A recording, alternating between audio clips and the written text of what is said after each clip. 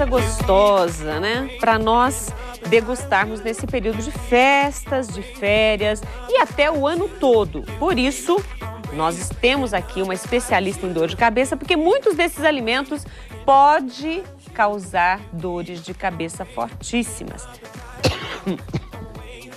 Doutora Jerusa Alecrim, bem-vinda. Doutora, muitas pessoas conhecem, claro, como dor de cabeça, mas tem um nome técnico. Sim, é cefaleia. Eu vou pedir a gentileza, de licença até, para já tomar a água que eu ia recomendar para vocês. Mas dor de cabeça e cefaleia é a mesma coisa, só que cefaleia é o termo técnico que nós médicos utilizamos. Agora, é um termo genérico, porque de fato existe uma diversidade enorme de dores de cabeça, de fatores que causam dor de cabeça. Existem cerca de 200 causas, tipos diferentes de dor de cabeça, não causas, de tipos diferentes de dor de cabeça. Qual pessoa está mais propensa a ter dor de cabeça? Olha, as dores de cabeça mais prevalentes na população são a cefaleia tensional, tipo tensional, e a enxaqueca. A tensional é uma dor de cabeça que ela está muito relacionada com também a enxaqueca, né? Mas com a qualidade de vida. E ela é uma cefaleia classificada como cefaleia primária, porque você não consegue identificar uma causa específica para ela, e ela não é secundária a nenhuma outra patologia, porque existem várias dores de cabeça que são secundárias a outras patologias. Tipo, uma pessoa que tem hipertensão arterial, tem pressão alta, se a pressão estiver descontrolada, ela pode apresentar uma dor de cabeça. Então, essa seria uma dor de cabeça secundária a uma alteração da pressão arterial. As cefaleias primárias, elas não têm uma causa, elas não são secundárias a nada, né? Então, a cefaleia tensional está muito relacionada com a qualidade de vida, com a tensão, da musculatura do pescoço, da região escapular. Né? Essa seria mais direcionada aos homens ou homens e mulheres têm igualmente essa cefaleia tensional? Que seria que viria dessa tensão? Não, a tensional, todas as cefaleias, em geral, elas são mais prevalentes nas mulheres. Nas mulheres. Mais prevalentes nas mulheres. E a possibilidade de cronificação dessas dores de cabeça também é maior nas mulheres. Quer dizer, muitas mulheres, e já virou piada isso, quando chega à noite, o marido vai procurar, tô com dor de cabeça. Muitas delas falam a verdade. Sim, com certeza. Agora, o que poderia ter causado a dor de cabeça nessa mulher? O período pré-menstrual ou menstrual poderia causar dor de cabeça? Existem os fatores hereditários, genéticos mesmo, que já deixam a mulher mais propensa a ter dor de cabeça. Existem também os fatores hormonais. E também existem outros fatores que estão relacionados com a qualidade de vida, com o estresse. Normalmente as mulheres, elas assumem muito mais a casa, os filhos, elas têm o trabalho delas. Hoje em dia, quase todas as mulheres trabalham fora de casa. Então, elas têm uma cobrança muito grande que vem de diversos lados, né? Isso daí acaba interferindo no corpo e gerando algumas manifestações em algumas pessoas que já são propensas a isso. Bom, eu já fugi para as mulheres, né?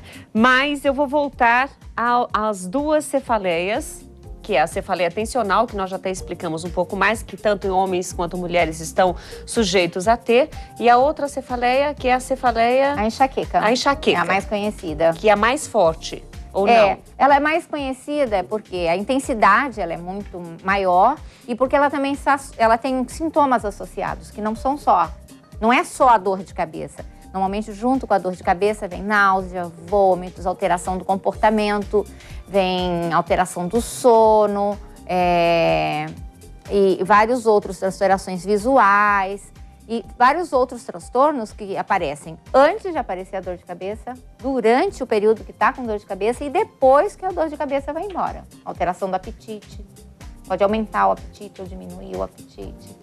Dependendo de cada pessoa. Aumentar o apetite, mesmo com dor de cabeça, a pessoa... Mas ela come por ansiedade? Esse aumento do apetite, ele costuma ocorrer mais antes e depois. Porque durante, o desconforto acaba sendo muito grande. A maior parte das pessoas apresentam muita náusea. Então, o apetite não fica mais comprometido pelo desconforto da náusea. Eu vou até aproveitar e mandar um beijo para a Silvia Renata. Silvia Renata, um beijo carinhoso para você. E a Silvia é um dos casos, é uma grande amiga que, quando tinha crises de enxaqueca, ela chegou a durar mais de uma semana e muitas das vezes ela precisou ser internada por causa dessas dores de cabeça. Quer dizer, esse seria o limite, o ponto máximo de uma dor de cabeça? Sim, a dor de cabeça nós normalmente classificamos a intensidade em leve, que é aquela dor de cabeça que você sabe que ela está ali, mas que ela não interfere nas suas atividades cotidianas. Você consegue fazer tudo, mas você sabe que a dor de cabeça está presente. Moderada, que é aquela dor de cabeça que você consegue fazer as coisas, mas com um grau de comprometimento no rendimento, seja no trabalho ou na vida social. E a dor de cabeça que é insuportável, é aquela que você não consegue fazer nada. E normalmente os pacientes que têm enxaqueca, eles preferem ir para um quarto escuro, porque a luminosidade incomoda, que é outro dos sintomas associados à dor, que é a sensibilidade à luz. Um lugar quieto também, porque normalmente o barulho incomoda, os ruídos incomodam e os cheiros também incomodam muito. Então normalmente essas pessoas, eu tenho até uma paciente que ela simplesmente em deitar e dormir, ela já acorda sem dor de cabeça. Eu digo que ela é uma sortuda, porque a maior parte das vezes não é assim, né? Ela nem precisa ingerir medicamento, nenhum medicamento, mas normalmente o descanso ele faz melhorar essa dor de cabeça. Por falar em medicamento, muitas pessoas têm a dor de cabeça e se automedicam. Isso aqui é ótimo para dor de cabeça. Aí tem aquela propaganda que fala daquele determinado medicamento que é bom para dor de cabeça e a pessoa se automedica. Sim. Quais são os riscos para uma pessoa que faz uso de medicamentos assim? A automedicação ela é muito mais frequente nos pacientes que têm cefaleia tensional. Por quê? Normalmente a cefaleia tensional ela é uma dor que dá na testa, nos dois lados da cabeça, às vezes um pouco de tensão no pescoço. Ela é uma dor que incomoda, mas não chega a comprometer as atividades cotidianas. A maior parte das vezes a pessoa consegue trabalhar, consegue fazer tudo na vida, apesar da dor de cabeça, o que é diferente da enxaqueca. A enxaqueca, como no caso da tua amiga, ela chega a ficar tão intensa e os sintomas associados, náusea, vômito, às vezes alterações intestinais, faz com que a pessoa tenha a sensibilidade à luz, ao ruído, faz com que ela procure o descanso. A tensional não. A tensional, ela se medica, melhora, então ela consegue levar as atividades dela. Então a tendência sempre é esse paciente se automedicar, porque ir ao médico vai dar trabalho, vai ter que gastar tempo, às vezes o acesso não é tão fácil para quem tem plano, nem para quem tem plano de saúde, que às vezes é difícil marcar uma consulta, ele tem que ir lá, esperar pela consulta. E quem está no serviço público, a gente sabe... Sofre um pouco mais. Um pouco mais, né? Então eles vão se medicando. E aí, o primeiro a sofrer é o fígado, que vai fazer a... Depende do medicamento. Existem medicamentos que causam lesões no fígado bastante importantes. E estudos recentes mostraram que essas lesões, elas ocorrem com um consumo frequente. Às vezes não é nem de altas dosagens, de baixas dosagens, mas com bastante frequência. Vai lesando pouco a pouco o fígado e quando se chega a descobrir, o fígado já está bastante lesionado.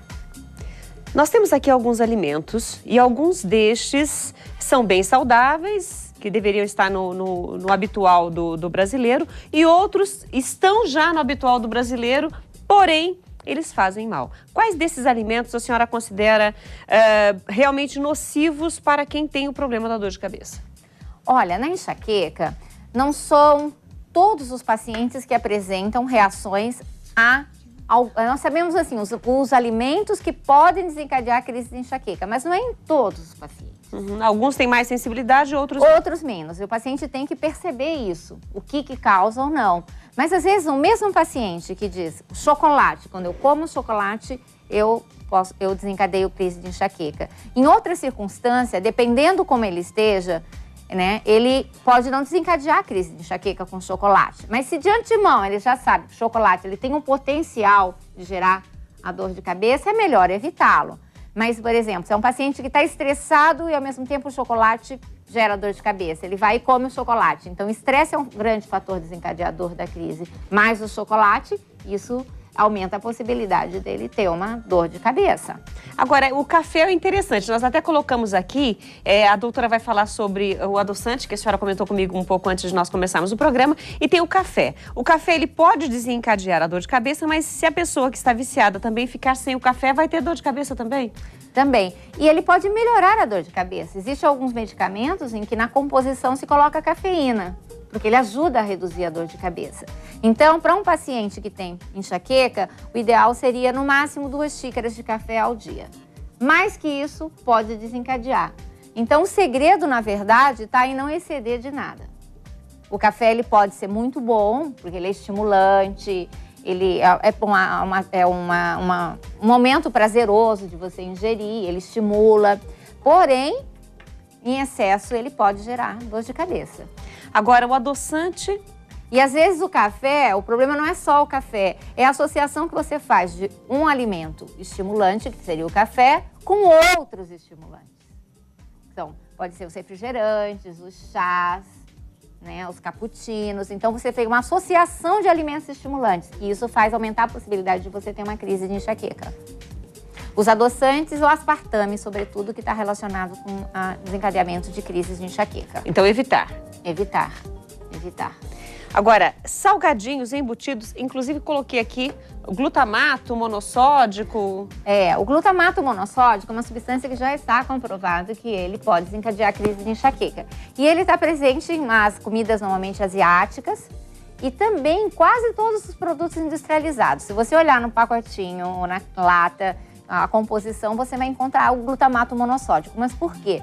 Porque ele potencializa o sabor, ele dá a sensação de que a comida está mais gostosa. Mas tem esse problema, quem tem enxaqueca pode desencadear uma crise, porque não é todo mundo que tem enxaqueca. São pessoas que são predispostas a ter crise de enxaqueca. Isso é uma herança genética que eles recebem, onde fatores hormonais também interferem. É o seguinte, o cérebro dele, se você fizer um scanner, se você fizer uma tomografia ou uma ressonância, não vai encontrar alteração nenhuma nesse paciente. O organismo não acusa? Não, exames não acusam. Mas o funcionamento dele é anômalo. Diante de alguns estímulos, ele pode vir a desencadear todo o quadro da enxaqueca, que não é só a dor. Doutora, esses aí seriam os fatores estimulantes. Esses salgadinhos, comidinhas prontas, etc. Frituras. Agora eu tenho aqui cítricos, o limão aqui representa os cítricos e tenho aqui o doce, que as pessoas também exageram, principalmente nesse período de festas. Cítricos e doces também podem desencadear? Os cítricos, em alguns pacientes sim, mas não é o mais frequente fator desencadeador de dor de cabeça. Os sucos muito cítricos, seria o problema dos sucos cítricos é a combinação, que normalmente eles têm um ácido ascórbico, né, e com benzoato de sódio, que isso aí se combina e forma uma outra substância que é cancerígena. Já é outra história, mas também em alguns pacientes pode desencadear, sobretudo pelas substâncias estimulantes que estão presentes dentro dos refrigerantes. Doutora, tem como prevenir a dor de cabeça? Só para a gente fechar. Tem. Hoje, de uns anos para cá, para nós ficou bastante patente que no caso da enxaqueca, um dos fatores mais importantes para se prevenir é o controle do nível de estresse, ter uma vida mais regrada, porque um paciente que tem essa predisposição no cérebro, né, de desenvolver essas crises, o paciente tem que ter uma vida bem regradinha, ele tem que dormir a mesma quantidade de horas, seja durante o período de férias, seja durante o período normal de vida dele, a mesma quantidade de horas. Então ele deve ir e normalmente respeitar os horários também, ir a mesma hora para a cama, sair a mesma hora da cama. Mesma hora do almoço, do jantar. Os horários das refeições têm que ser respeitados, ele não pode ficar com fome, porque a fome é um fator desencadeador das crises. Né? A alimentação também ele tem que cuidar, mas é um paciente também que se ele cuidar de todos esses fatores, ele vai ser bastante saudável, né? Agora, ele tem um estímulo forte para cuidar. Um detalhe que para essas festas que ela fez, um comentário você deve consultar o seu médico, para você que já tem o problema da dor de cabeça, consultar o seu médico antes das festas, já receber a orientação também para evitar, porque ninguém quer começar o ano com dor de cabeça. Então, uma dica da Rita Maria, agora não é nem da doutora, é da Rita Maria, não misture bebidas, se for beber, não dirija. E tem tantas outras dicas boas que vão te dar dor de cabeça depois, se você abusar. Né? Não é nem só dor de cabeça que nós falamos, né, doutora? Mas não queira dor de cabeça, não procure dor de cabeça. Doutora, se as pessoas quiserem entrar em contato ou conhecer mais sobre o seu trabalho, um telefone ou e-mail de contato? Sim. Doutora Jerusa é DRA, Jerusa, sem ponto, @alecrim.med.br. Então tá aí o Jerusa com J e S. É, né? Jerusa com J e S. Então, DRA e o telefone? É 3388-3165, 19 de Campinas. Então, 3388... 3165. 3388-3165. Doutora, muito obrigada. Obrigada, um feliz ano novo, sem dor de cabeça. Sem dúvida. E a doutora também, além de especialista em dores de cabeça, enxaquecas, também em acupuntura. Tem mais de 90 artigos dela citados em outros, em veículos, né, inclusive médicos, revistas médicas, porque é importante falar sobre dor de cabeça. Muito obrigada, né, doutora, pela sua presença aqui.